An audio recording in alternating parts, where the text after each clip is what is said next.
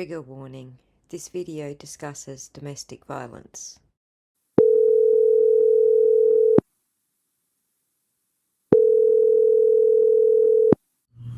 Hi, you've reached Suzanne.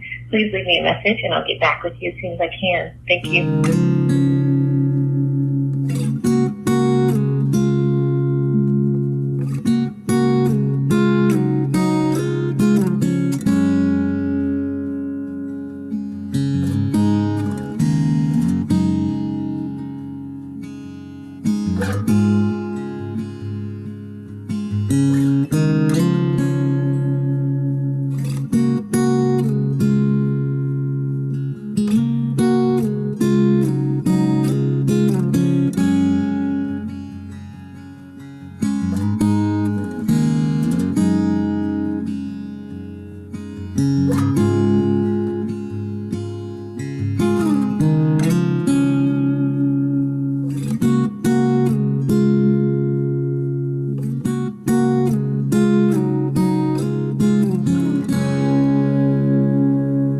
In this episode, we will pick up where we left off by gleaning as much information as we can about Suzanne from her sister Melinda.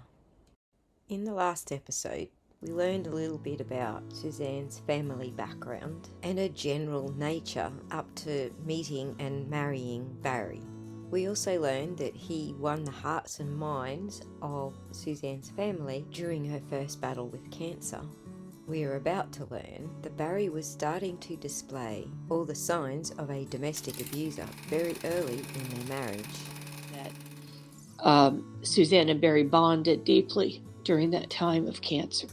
I believe that my sister probably fell very deeply in love with Barry because of who he was to her during that time, and the trust that was built and the security that she felt during that time. So, in an interview with investigators, Suzanne's brother, Andrew Mormon, stated that in Indiana, Suzanne found a female's bracelet in Barry's truck and confronted him about having an affair. Barry's sister Marcy ended up claiming the bracelet belonged to her. In another interview, Suzanne's best friend Sheila told investigators that Barry had suspected Suzanne may have had a boyfriend before they got married. This highlights another interesting pattern that emerges in the relationship between Suzanne and Barry. It's called the Darvo effect, generally associated with classic narcissism.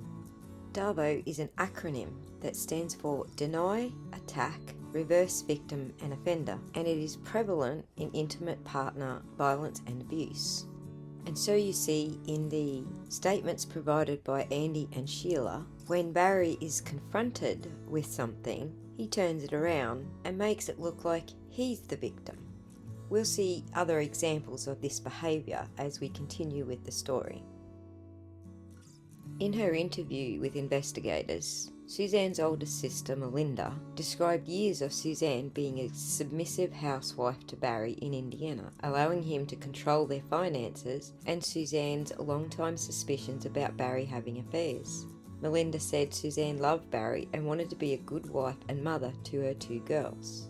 Melinda thought the primary reason for the move to Colorado was Barry's long-term desire to move there for hunting. She thought Suzanne threw caution to the wind and moved in an attempt to save their marriage and start over. you know, one thing I know about my sister is that she was raised by my mother, and she and my mother were so very similar in temperament.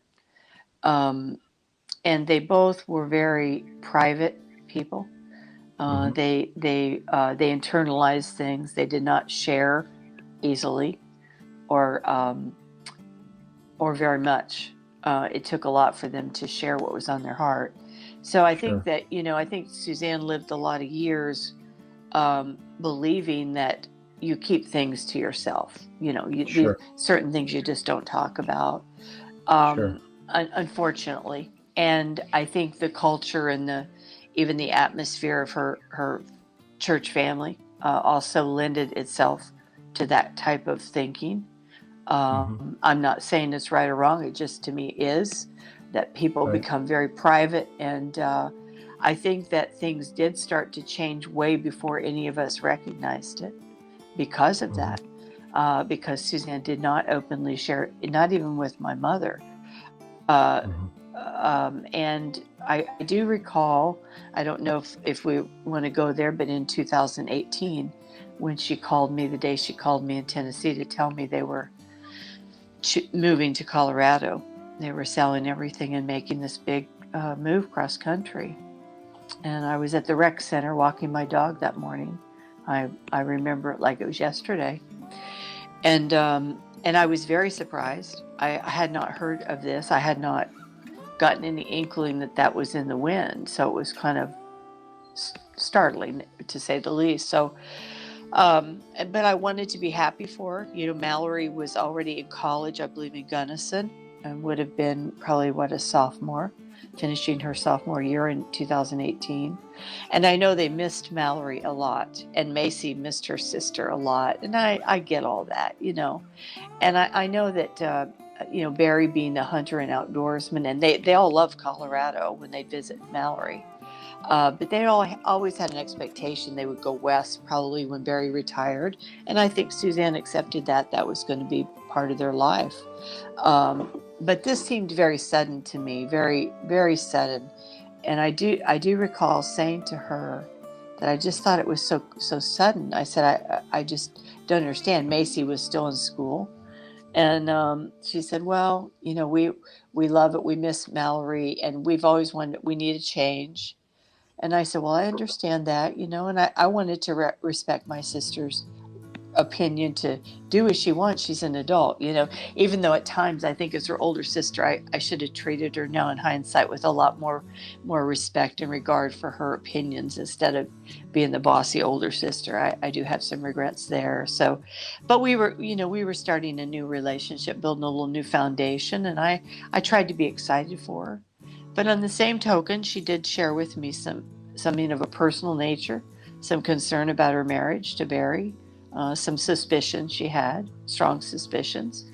And I cautioned her strongly as her sister that if there are problems in Indiana, there'll be problems in Colorado. And I do recall saying to her, think long and hard about this decision, because I said to her, you're leaving your support system. You're leaving familiarity. Everything you that you can fall back on, you're giving up to go there. And I felt a real check in my heart about it. I did. But on the other hand, I didn't want to rain on her parade. She was excited about it, and I've lived in Portland, Oregon for 19 years, and it's exciting to make a big move. It is exciting, a new adventure, and sometimes, I think in life we think we'll hit the reset button. It's like hitting a big fat reset button and everything will just restart and we'll be good to go, and that's kind of the hopefulness I guess I felt from her that day. I did say to her cautionarily, I asked her if she would be willing to go talk to her elders at church. I said, Suzanne, you've been a member there for many, many years. That's what they're there for guidance, spiritual guidance. And I said, would you consider doing that? And her reaction was, if Barry found out, he'd be furious. So that was the end of that discussion. I said, well, he may well be, but I said, these are the people appointed to help you through these difficulties. I kept pressing the fact that that's the point. That's what they're there for. And, so let him be furious. But if the problem is the problem, address it. But there again, being passive, sure, non-confrontational, we don't want a problem, and we're just going to go along to get along. And that was her temperament, That was her temperament. And I do believe, she knew that if that happened, she just didn't want to face Barry's anger. That's all. On the power and control wheel, experts say isolation is the one that is likely to occur first. Moving Suzanne away from her family and friends, her support system, and her medical team is a perfect example of isolation. While Suzanne had not confided much in her family regarding her marital problems, She certainly did with her best friend Sheila. Need your prayers for peace today. Been a tough day. How is your kidney pain? Better? Okay, sweet friend, we'll pray for peace. With health or relationships? Relationships. He pulled Macy in again and left. My heart hurts for her. Those are such hurtful ways to help himself feel better. I'll pray for Macy too. That is heavy stuff for a 16-year-old girl. Have you spoken with the girls privately about all this? Not on a deep level, but open the door for them to talk, to ask you questions. It's such a hard subject, I know. He's not stable. It's guilt and desperate measures he's taking. Yes, she knows more than she should. My heart is aching for what he did today. She and I had a peaceful, fun week. He came in and wrecked it, left making her feel bad for him. It's sick. On the power and control wheel, using children to control the partner is another form of abuse. Throughout these text messages, we will see that Barry tries to maintain power and control over Suzanne by using the girls. He even tries to turn them against her. He looks for any reason to run. It can be small and he blows up and takes off. I believe there's still another. I can't win with him. He's too good at the manipulation. There's that classic narcissistic Darvo effect again. I feel stuck. I can't let my health decline again. Did he just get home from his trip? Probably feels guilty for missing her birthday. This way he can manipulate it into a situation where he doesn't look like the bad guy, but a victim again. Yep. Does he ever do anything wrong? He was gone Tuesday night until last night, called yesterday and said he was injured again with his leg and coming home. Yesterday was supposed to be the first day of season. It was all so strange. He kept telling me his phone is going to be off because he didn't have enough battery again. That is really weird. I'm so glad you and Macy had a good week. I'm sure she can feel the difference when he's there too. Almost to clear his conscience. You can look me in the eye the whole time. He couldn't. Same this morning when he told me his stories. No eye contact. I can't handle the unstableness. The day he cut his leg, he accused me of wanting to go back to town to get his meds and talk to someone. I came back with, I can't question you about another, but you can me. The power and control wheel describes a misguided sense of privilege over the partner.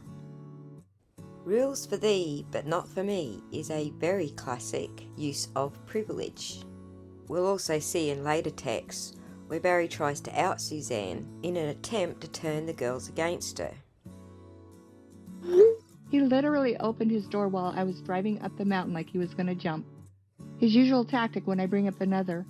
Then he pulled girls in and told them everything that day. I lost all respect for him that day. If he doesn't get everything, I don't think he sees it that way though. I would be interested to hear his conversations with the girls. Macy mentioned us separating today or divorcing. She wants us happy. She's tired of the tension. She said she should just go to Gunnison and live with Mal. My heart broke for her. He plays the hurt one. Does he have enough balls to talk to them with you there? Says he loves me and can't handle the pain for me not giving him love he needs. Doesn't mention all the damage he's done to me. Physically, mentally. Makes me sad that Macy has to be put in that situation. How do you feel about separating from him? He sat there as a ringleader the day he cut himself and told them all the things I believe and got them all upset and was just sitting back and egging on, as if he felt justified and happy they were taking his side. It was sickening. I told them I was hurting for 2 years and they never knew because that's what parents do. I feel no peace when he's here. Redacted. Safe around him. He's lost my trust. He will do anything to come out looking good. Minimizing, denying, and blaming are not only the tools of a classic abuser, but they are also the tools of a classic narcissist. It makes me someone I don't like. I'm sorry, I just feel lost today. This is the lowest I've felt. I hate burdening. Redacted. Redacted. living like this. I think when I press about there being another, he's resorted to the extreme behavior to scare me so that I won't bring it up again. I'm sure. On the power and control wheel, intimidation is described as the physical and verbal actions used to control the partner. And Barry doesn't just limit this extreme behaviour to scaring Suzanne about extramarital affairs. He also uses similar behaviour to avoid talking about separation. I wanted to try to make it work until Macy was on her own. I wouldn't feel safe alone with him. I don't see how I can get over the damage done. I feel numb. I told him that, and he said, okay, well, let's tell the girls I'm leaving and how you feel, and you don't want me. I sound so terrible. I'm sorry. Many things. Like I said, it's made me someone I don't like, don't want to be. He has pushed you so far. This is terrible, and I would manipulate him right back and say, fine, let's go tell them. I have been recording all the things you said and done to me in private. Let's see how they feel after they see all of that. Call his bluff. Makes me so mad, sad, frustrated. Not sure that it's the right thing, but I would be over it. They know he's hurt me. I believe Macy probably understands the most what it's done to me. Mel just wants the old us back. Macy said today she loves us both and wants us both happy. Her friend Hannah has divorced parents and seems happy. They get along well, like my mom and dad did after they split. Not sure B could take that high road, though. It will eventually be shown to all when he doesn't take the high road. I think you have to think about long-term health here. I really do. Love you so much, sweet friend. Just want to be there to hug on you. I told Macy today about guarding my health, and she said, Mom, why don't you divorce then? It broke my heart, but it's true. Thank you for being here. I'd be lost without you. I know I sound so one-sided. I've done my share of damage. I just want peace. I'm not sure Barry would. Redacted. In later interviews, Sheila would go on to tell investigators that Barry called her in the summer of 2019 when Suzanne was in Michigan, asking why Suzanne was not returning his calls. She also mentioned he stalked Suzanne and Sheila at the Puma Path house in September 2019 by sneaking through the woods to see what Suzanne was up to. Sheila also reported that Barry took Suzanne's phone from her when they were in a resort in Mexico. These are further examples of Barry trying to control what Suzanne was doing and who she was speaking to, and using jealousy to justify his own behaviour. I mean, my thought was she definitely needed guidance. If they needed to be able to counsel her, that if it was something she needed to deal with, and particularly being that they were going to make such a big move. I thought, this is important. This is primary important. Before you make a move, the relationship needs to be more intact, and you need to feel safe and secure making that kind of a gamble with somebody who, if your trust is waning in Indiana, it's certainly going to wane in Colorado. So, and she gave up so much. Like I said, the security, just the familiarity of people and places and so on. So they went ahead and made that move in May of that year. And we'd had that, I believe that was about February. I'm thinking February of 2018, she and I'd had that conversation, and they went ahead and left in May. So I supported her, as her sister. But I had my a little bit of deep concern. I couldn't press it any farther than that. I just laid it out there and just left it, and it was really up to her to pick up the tools if she wanted to, but I wasn't going to further it and cause her to feel badly about the move. If you or someone you know is a victim of domestic violence, please call your national hotline. In Australia, that is 1-800-RESPECT or 1-800-737-732. In Canada and in America, you can call 1-800-799-SAFE. That is 1-800-799-7233. If you have any information regarding the disappearance of Suzanne Morphew, please call the FBI tip line at 719-312-7530.